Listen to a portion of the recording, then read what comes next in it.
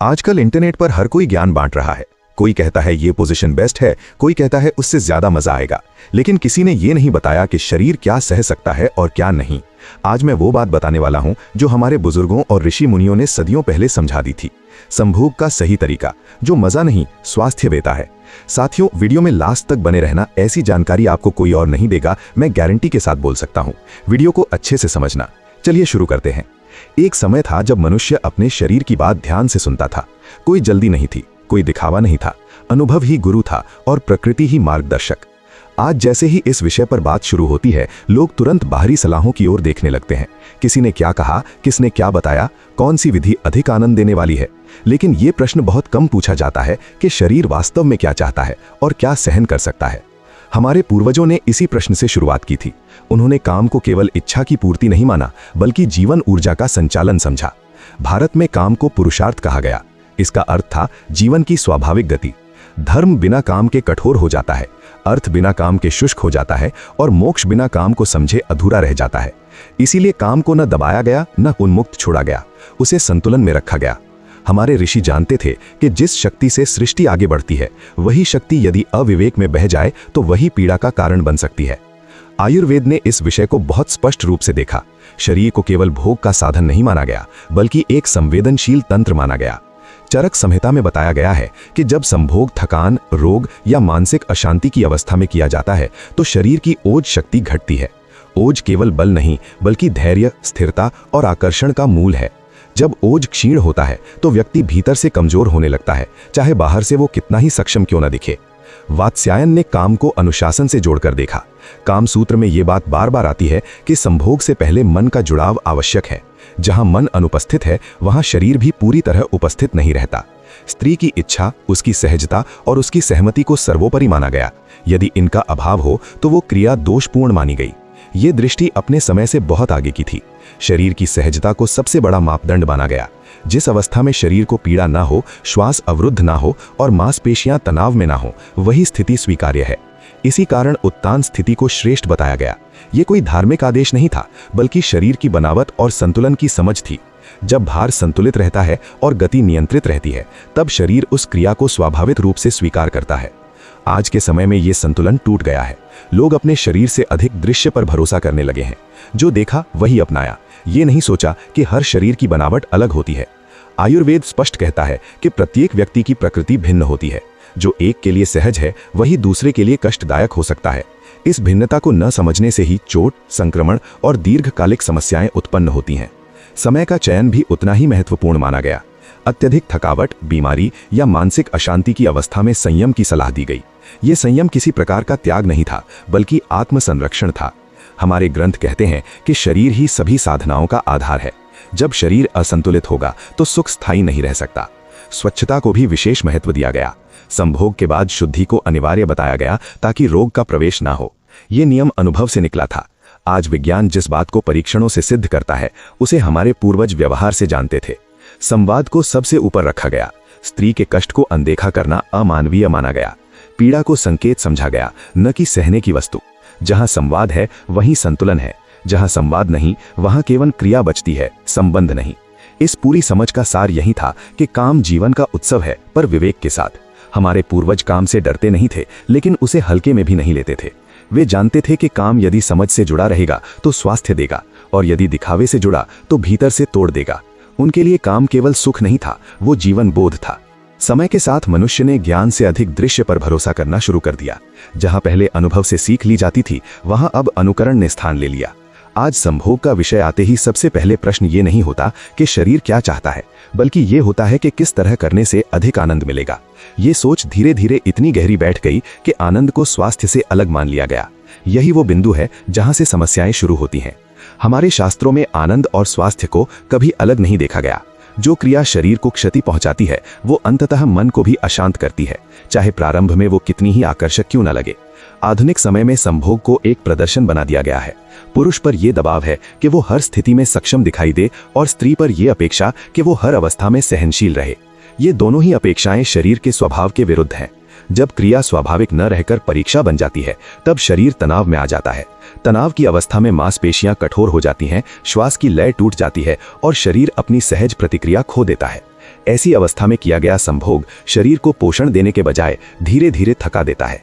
कुछ स्थितियां ऐसी हैं जिनमें शरीर का संतुलन बिगड़ जाता है। जब भार असमान रूप से पड़ता है, जब गति अत्यधिक तेज होती है या जब कोण शरीर की बनावट के अनुकूल नहीं होता, तब ऊतकों पर सूक्ष्म चोट लगने लगती है। ये चोट तुरंत दिखाई नहीं देती, पर समय के साथ दर्द, जलन और संवेदनशीलता के रूप में सामने आती है। हमारे पूर्वजों ने इसी कारण सरल और संतुलित स्थितियों को प्राथमिकता दी थी। उन्होंने ये समझ लिया था कि शरीर को जीतना नहीं, उसके साथ चलना है। स्वच्छता की अनदेखी भी आधुनिक समय की एक बड़ी समस्या है। जल्दबाजी में लोग संभोग के बाद शुद्धि को आवश्यक नहीं मानते, जबकि उस समय शरीर सबसे अधिक संवेदनशील होता है। यदि उस अवस्था में सफाई न रखी जाए तो रोग का प्रवेश सरल हो जाता है। विशेष रूप से स्त्री शरीर, जिसकी संरचना अधिक संवेदनशील होती है, उसे इसका दुष्परिणाम अधिक झेलना पड़ता है। शास्त्रों में इसीलिए शुद्धि को अनिवार्य कहा गया था, न कि केवल परंपरा के कारण। एक और बड़ा परिवर्तन यह हुआ कि संभोग को एवमासिक जुड़ाव से अलग कर दिया गया। पहले यह माना जाता था कि मन का साथ होना आवश्यक है। आज इसे समय की बर्बादी समझा जाने लगा है। परिणाम यह होता है कि शरीर तो साथ होता है, पर मन कहीं और भटक रहा होता है। ऐसा संबंध भीतर से रिक्त कर देता है। मनुष्य पास होते हुए भी अकेलापन महसूस करता है। ये अकेलापन धीरे धीरे संबंधों में दूरी पैदा करता है। पीड़ा को आज भी कई बार सामान्य मान लिया जाता है।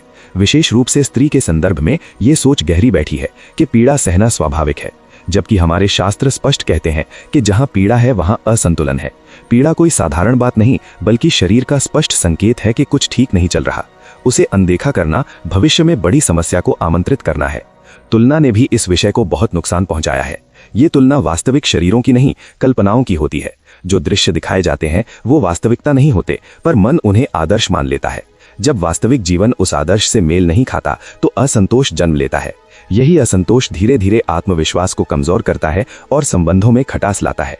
मानसिक अशांति का प्रभाव सीधे शरीर पर पड़ता है। जब मन शांत नहीं होता तब शरीर भी सहज नहीं रहता।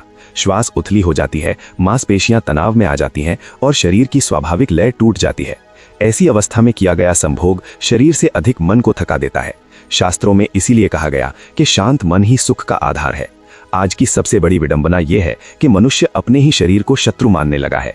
वो उससे अधिक चाहता है, उसे सीमा से आगे धकेलता है, और जब शरीर जवाब देता है तो उसे दोष देता है। जबकि शरीर शत्रु नहीं, सहचर है। वो संकेत देता है, चेतावनी देता है और मार्ग भी दिखाता है। उन संकेतों को समझना ही वास्तविक ज्ञान है। ये दूसरा चरण हमें यह समझाने के लिए है कि समस्या नई विधियों में नहीं, बल्कि विवेक की कमी में है। जब संभोग केवल दिखावे और प्रदर्शन का साधन बन जाता है, तब उसका मूल उद्देश्य नष्ट हो जाता है। वो न तो शरीर को संतुलन देता है, न मन को शांति। वो केवल क्षणिक उत्तेजना छोड़कर चला जाता है और पीछे छोड़ जाता है रिक्तता और थकान। यहीं से आवश्यकता उत्पन्न होती है समाधान की। ऐसे समाधान की जो न तो दमन सिखाए, न ही अंधा भोग, बल्कि शरीर, मन और संबंध तीनों को साथ लेकर चले। यही मार्ग हमारे शास्त्रों ने दिखाया था और यही मार्ग आज भी सबसे सुरक्षित और स्थायी है। समाधान तब आरंभ होता है जब मनुष्य ये स्वीकार कर ले कि संभोग कोई युद्ध नहीं जिसमें शरीर को जीतना हो, बल्कि एक सहयात्रा है जिसमें शरीर और मन दोनों को साथ चलना होता है। हमारे शास्त्रों की सबसे बड़ी शिक्षा यही है कि जीवन की कोई भी शक्ति तब तक कल्याणकारी नहीं बनती जब तक वो मर्यादा में न रहे। काम भी उसी श्रेणी में आता है। न तो उसका दमन समाधान है, न ही उसका अंधा अनुसरण। समाधान विवेक में है, उस विवेक में जो शरीर की सीमाओं को समझता है और मन की अवस्था को महत्व देता है। सबसे पहला और मूल समाधान है शरीर को सुनना। शरीर संकेत देता है, थकान के माध्यम से, पीड़ा के माध्यम से, असहजता के माध्यम से। इन संकेतों को अनदेखा करना बुद्धिमानी नहीं, अहंकार है। आयुर्वेद कहता है कि जब शरीर सहज है तभी वो पोषण ग्रहण करता है। यदि संभोग के बाद थकावट, चिड़चिड़ापन या खालीपन रह जाए तो ये संकेत है कि कहीं ना कहीं संतुलन टूटा है। संतुलन लौटाने के लिए सबसे पहले गति को धीमा करना आवश्यक है। दूसरा समाधान है सहजता का चयन। जटिलता आकर्षक लग सकती है, पर दीर्घकालिक सुख सरलता में ही होता है। जो स्थिति शरीर को आराम दे, जिसमें मांसपेशियां तनाव में न हो, जिसमें श्वास अवरुद्ध न हो, वही स्थिति श्रेष्ठ है। हमारे बुजुर्गों ने सरल और संतुलित अवस्थाओं को इसीलिए महत्व दिया क्योंकि वो शरीर की संरचना के अनुकूल थीं। ये कोई रूढ़ी नहीं थी, ये अनुभव से उपजा हुआ ज्ञान था।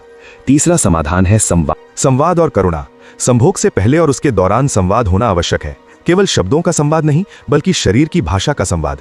यदि पीड़ा है तो रुकना चाहिए, यदि असहजता है तो दिशा बदलनी चाहिए। करुणा कमजोरी नहीं, परिपक्वता है। शास्त्रों में स्पष्ट कहा गया है कि स्त्री के कष्ट को अनदेखा करना अमानवीय है। ये कथन आज भी उतना ही प्रासंगिक है। जहां करुणा है वहां भय नहीं होता, और जहां भय नहीं वहां शरीर सहज रहता है। चौथा समाधान है स्वच्छता और शुद्धि। संभोग के बाद शुद्धि को तुच्छ समझना स्वयं के शरीर के प्रति उपेक्षा है। स्नान, मूत्र त्याग और अंगों की सफाई ये सब स्वास्थ्य संरक्षण के साधन हैं। हमारे शास्त्रों ने इन्हें इसीलिए अनिवार्य बताया ताकि रोग का प्रवेश ना हो। आज विज्ञान इन्हीं बातों को चिकित्सकीय परामर्श के रूप में दोहराता है। अंतर केवल शब्दों का है, सत्य वही है। पांचवा समाधान है काल बोध। हर समय हर क्रिया के लिए उपयुक्त नहीं होता। अत्यधिक थकान, बीमारी, मानसिक अशांति या क्रोध की अवस्था में संयम ही श्रेयस्कर है।